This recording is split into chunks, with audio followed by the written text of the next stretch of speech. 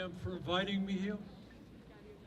Let me thank Todd and Donovan and Trevor for their remarks.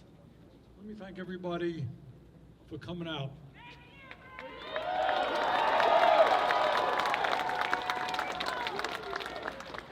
And I'm here today not just because you're on strike. I'm standing here today because you have had the incredible courage right here to take on corporate greed.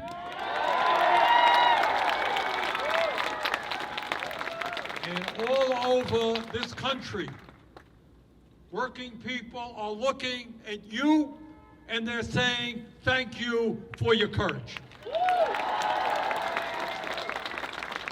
What's going on in this country today is a disgrace. What we are seeing is massive levels of income and wealth inequality. What we are seeing is working people struggling to put food on the table, and the fact is that over the last 45 years, despite a huge increase in worker productivity, the real inflation accounted for wages for workers is no higher than it was 45 years ago. But you know who is doing phenomenally well? It's the people on top. We are living in a country in which two people now own more wealth than the bottom 40% of America. Where the 1% owns more wealth than the bottom 92%. Where 45% of all new income today goes to the top 1%. I'll tell you what corporate greed is about. Corporate greed is about CEOs who make $12 million a year and then have a two-tier system which lowers wages for incoming workers. Corporate greed is about telling workers here at Kellogg's who have worked incredible hours, whose dads and moms and their grandparents worked for this country.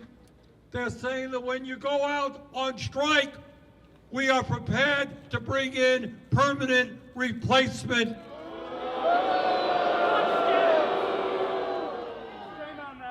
People, as Trevor have just said, given their lives to this company. Their parents gave their lives to this company. And let me say to Kellogg's, you don't treat people who gave their lives to your company by threatening them with permanent replacements.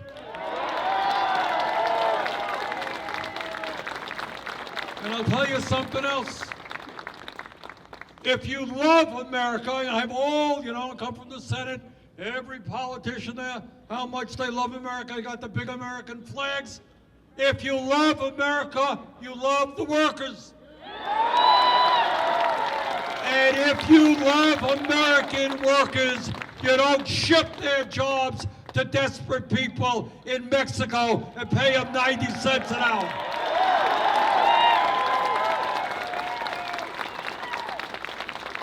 And what has amazed me, and I don't think the American people know this, but this really amazed me, and I learned this just talking to some of you, that during this pandemic, you were the people who helped feed America.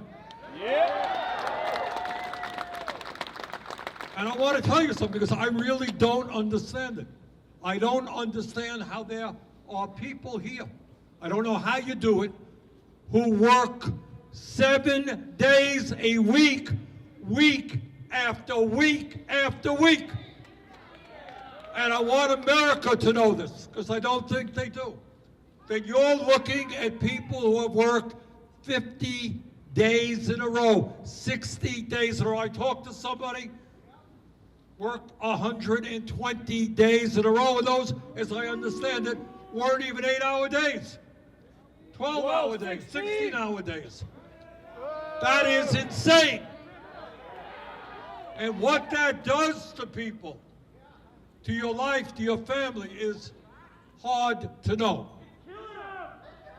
But there's one thing that I do know, is that when people make that kind of sacrifice, when their families make that kind of sacrifice, you don't treat those workers with disrespect and contempt.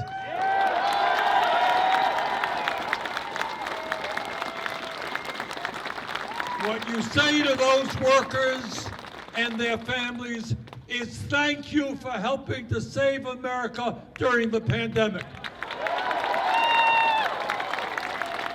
Or to making a billion-dollar company.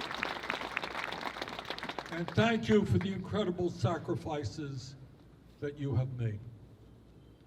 So what this strike is about is sending a message not just to Kellogg's, but to every corporate CEO in this country.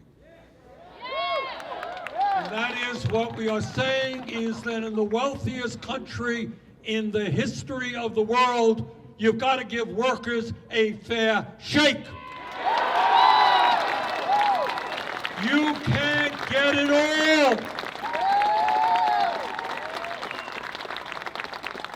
Working people in this country want dignity, they want respect, they want to be able to raise their families with a decent middle-class income, and they don't want to work 100 days in a row.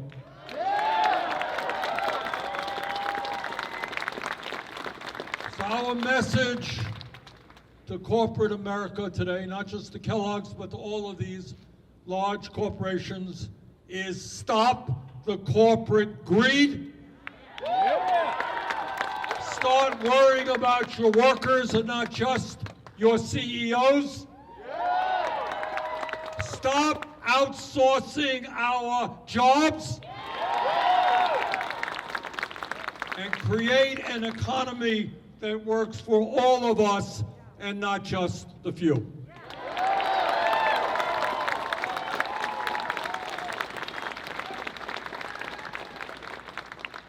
And let me take this opportunity to read you a letter from the President of the United States of America.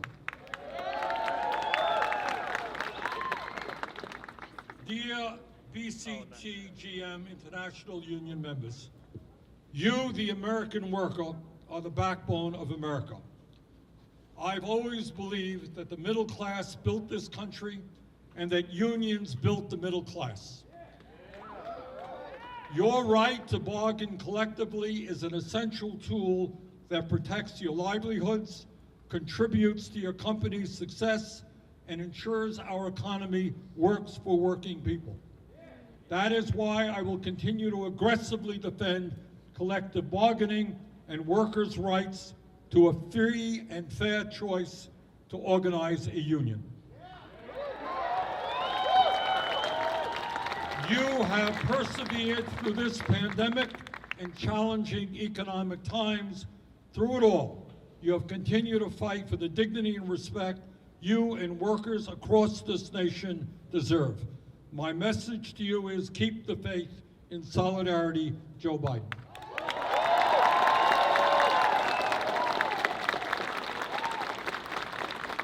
So I want to just thank you all very much, not only for your willingness to stand up for justice, but for inspiring people all across this country. I don't know if you knew this, if any of you knew this, but some young people in Buffalo, New York, just last week, became the first people to organize in a Starbucks coffee shop.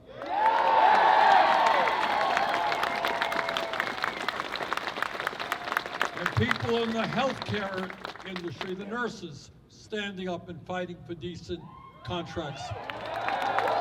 And people in Nabisco standing up. Frito-Lay standing up.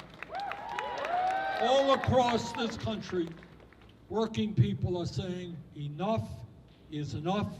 We want dignity, we want respect, we want justice. Thank you all very much.